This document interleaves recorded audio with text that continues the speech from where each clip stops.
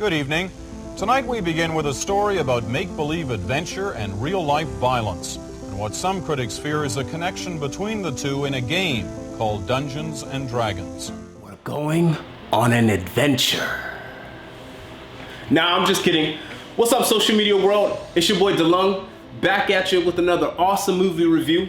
First off, I want to thank my friends down at the Blue Mouse Theater. Thank you so much for allowing us this opportunity to talk about movies, one of the things that I love. Today, we're talking about Dungeons and Dragons. First off, this movie is really a movie about friends.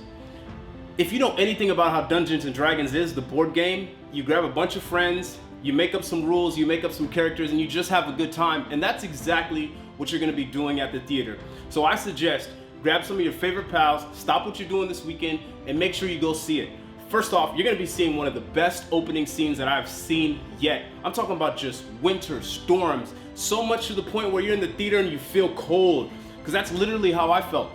So my friends Stackwatch, my friends Peter, my friends Nick, and my lady, of course, I'd love to go see this again with you.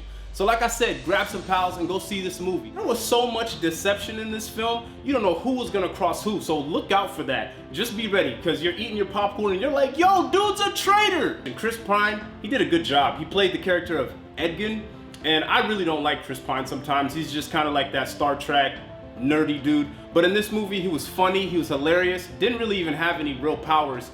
And Michelle Rodriguez playing Olga, we all know we love her from Fast and Furious. She represented and held it down. She was that BA in the film that was just crushing and killing everyone.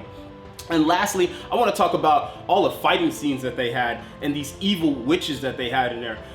You're gonna see some scary stuff. A lot of motion graphics flying at you, coming at you left and right. So just be prepared for that in the theater. You're gonna be seeing some weird stuff coming at you. And lastly, there was not enough dragons. For a movie called Dungeons and Dragons, I need to see more dragons.